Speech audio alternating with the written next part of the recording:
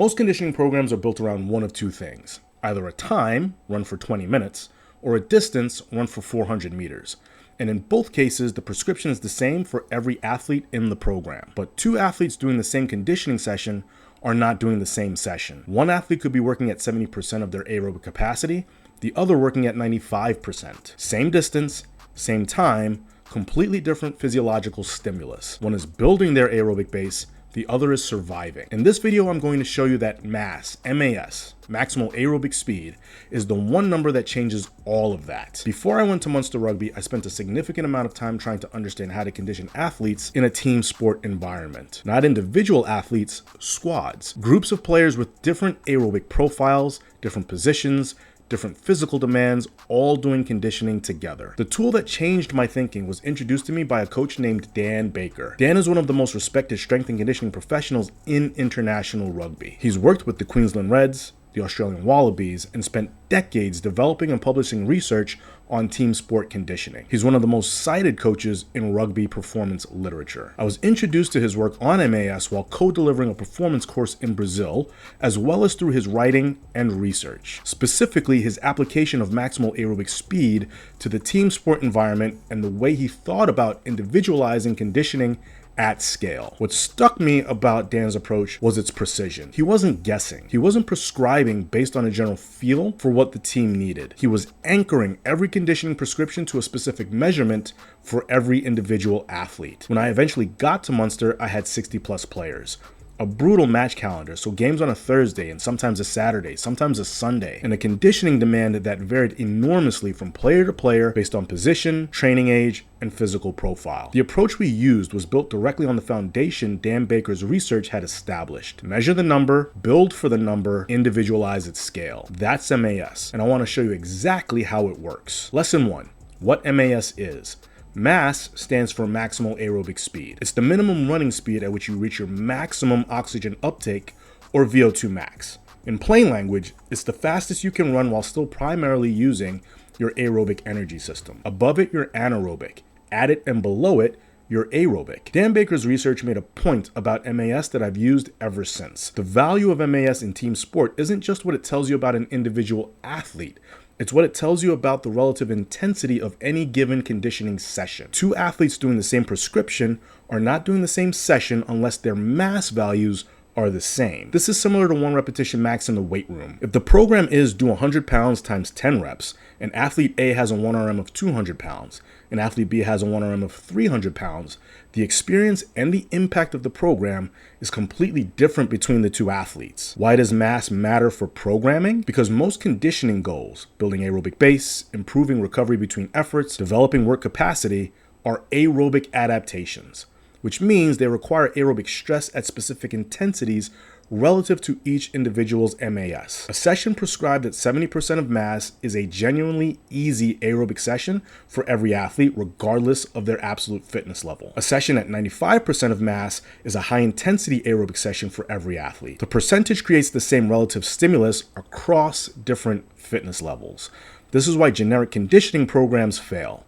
They prescribe an absolute pace or distance. The relative intensity varies wildly based on who's running it. Mass anchors the intensity to the individual. Lesson 2, how to measure it. The most practical way to measure mass in a team or training environment is the 6-minute run test. Here's the protocol. Flat surface, mark a distance, so a 200-meter loop, or cone off a straight and back. Have the athlete run as far as possible in 6 minutes and record the distance. The formula is simple. Mass is a speed, and speed is distance divided by time. So you divide the distance covered in meters by the time in seconds. 6 minutes is 360 seconds. So if an athlete covers 1,500 meters in 6 minutes, 1,500 divided by 360 equals 4.17 meters per second. 4.17 is their mass. That's it. 6 minutes, a flat surface, no expensive equipment, no GPS required. Dan Baker's work outlines several testing protocols for team sport environments. The 6-minute run, the Eurofit beep test method, and adaptations of Tabata's original interval testing work. The 6-minute run is the most accessible for coaches working without a full performance lab, and it's accurate enough to anchor a complete conditioning program. There are more precise protocols, Martin Buchheit's 30-15 intermittent fitness test is the current gold standard in high-performance team sport environments. But for coaches who want to start building individualized conditioning programs now, the 6-minute run gives you a number you can use immediately. Lesson 3. How to use it. Once you have the MAS for each athlete, the programming becomes systematic. Here's where the number becomes a coaching tool, and it's where the methodology behind Condition Pro and Program Pro are both rooted. Once you have MAS in meters per second, you don't prescribe speed. You prescribe distance and time. We'll use the example of an athlete with a mass of 4.17. A 30-second interval at 100% mass means covering 4.17 times 30 seconds. That comes out to 125 meters, or 136 yards in 30 seconds. A 30-second interval at 80% mass means 3.3 times 30, so 100 meters in 30 seconds. A 30-second interval at 70%, so recovery intensity, means covering 87 meters in 30 seconds. So the math is 70% of 4.17, which is 2.9 times 30 seconds equals 87 meters. The prescription becomes cover this distance in this time. Cones and a stopwatch. That's the entire system. Here's why this matters at scale. In a squad of 20 athletes, everyone has a different MAS. In a traditional program, you'd either write 20 different conditioning prescriptions or give everyone the same prescription and accept that some athletes are coasting while others are dying. With MAS-based distance prescription, you do neither. One stopwatch, one time for everyone, and then in this case, 30 seconds. And different cone distances based on individual MAS. So person A covers 100 meters, person B covers 125 meters, person C covers 87 meters. The stopwatch starts, everyone runs to their cone, the stopwatch hits 30 seconds, everyone stops. Every athlete worked at their correct relative intensity simultaneously. That's how you individualize conditioning at scale without writing a different program for every person on the field. Here are the 3 intensity zones using this framework. 1. Aerobic base. This is 60 to 75% of MAS. This is recovery conditioning. The distances are short enough that the athlete finishes with something left. This is what a genuine recovery session feels like. Not easy by choice, easy by design. 2. Aerobic development. This is 75 to 90% of MAS. This is the primary adaptation zone. These are standard MAS intervals of 2 to 4 minutes. The athlete is working, but not at maximum. This is where aerobic capacity actually develops. 3. High-intensity aerobic work. This is 90 to 100% of MAS. These are short, sharp intervals, the 30-15 format. So near maximal aerobic effort with brief, incomplete recovery. This is peak stress, and it's used at the end of the training week where the conditioning architecture prescribes reinforcement. And then there's a 4th zone that most coaches never program deliberately, and it's where Baker's research gets most interesting. Supramaximal conditioning sits at 100 to 130% of MAS. Above 100% means the athlete is running faster than their aerobic ceiling, which means every second above that threshold is building anaerobic capacity on top of an aerobic foundation. Baker's work identified 120% mass as the optimal intensity for this zone. The reason is precise. 120% produces the greatest total time above VO2 max while still allowing recovery within the rest interval. Below 110% doesn't create enough stimulus above the aerobic ceiling, and above 130%, the recovery requirement becomes too long to sustain the session. Here's the prescription in distance terms. An athlete with an MAS of 4.17 at 120% MAS is now moving at 5 meters per second. In a 15-second effort, that's 75 meters. Rest 15 seconds, repeat for 8 reps across 2 sets. Same cones, same stopwatch, completely different physiological demand. The progression Baker built into this training model moves athletes through all 4 zones in sequence. Submaximal base at less than 100%, to the grids method at exactly 100%, to the Eurofit format at 120%, to Tabata-based protocols at 130%. 1 anchor number, 4 distinct training stimuli. The entire aerobic and anaerobic conditioning spectrum covered from a single test result. Dan Baker's contribution to team sport conditioning was demonstrating that you don't need to write a separate program for every position or for every player. You write one structure, the intervals, the work to rest ratios, the weekly sequencing, and each athlete executes at their own MAS-based distance. One test, one number per athlete, every session is personal. Practical application. what MAS-based sessions actually look like. Let me make this concrete. Here's what each intensity zone actually looks like as a coaching prescription, and what exercises and formats belong in each. Zone 1, aerobic base, so 60 to 75% MAS. This is your genuine recovery and base building zone. For an athlete with an MAS of 4.17, a 30-second interval at 70% MAS means covering 87 meters in 30 seconds. A longer 3-minute continuous effort at 70% means covering 522 meters in 3 minutes. What exercises belong here? Easy continuous runs, where distances and time are set to match 60 to 75% MAS. Walk jog intervals using mass-based distance targets, light bike, or pull work for athletes who need low-impact aerobic stimulus. These are the sessions you prescribe on the first training day of the week to support the primary strength adaptation without competing with it. For those of you that are unfamiliar with the conditioning architecture filter, I've included a link in the description to the free 30-minute session I did on Maven covering it. This is the most common mistake coaches make in this zone. Without the MAS number, easy as a feeling. Coaches guess, and usually guess too high. Zone 2, aerobic development, so 75 to 90% MAS.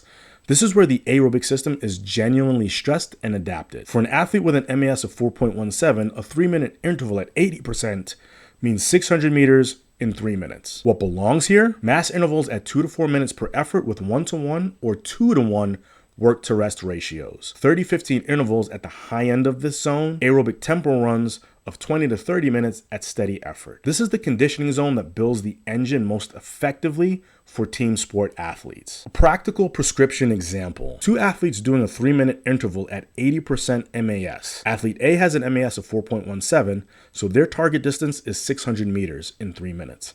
Athlete B has an MAS of 5. Their target distance is 720 meters in 3 minutes. Same session, same stopwatch, same 3 minutes, different cone distances. Both are working at exactly the right relative intensity for their aerobic system. Another quick note, these sessions don't have to be done in straight lines. To maximize space, distances can be broken up as shuttle runs. So if you don't have 740 yards of straight space, that's okay. You can mark off the distance with returns. Zone 3, high intensity aerobic work, so 90 to 100% MAS. Short efforts, near maximal aerobic output, full aerobic system engagement. For an athlete with an MAS of 4.17, a 30-second effort at 95% MAS means covering 120 meters in 30 seconds. The 30-15 format, 30 seconds of work at near MAS distance, 15 seconds of passive recovery repeated. What belongs here? The 30-15 format, so repeated sprint protocols of 5 to 10 seconds at MAS or above with brief incomplete recovery. These sessions are high demand and should appear at the end of the training week, where the conditioning architecture prescribes reinforcement. Zone 4, super maximal work, so 100 to 130% MAS. This is where aerobic conditioning crosses into anaerobic development. The athlete is running above their aerobic ceiling deliberately in short bursts with enough rest to repeat it. For an athlete with an MAS of 4.17,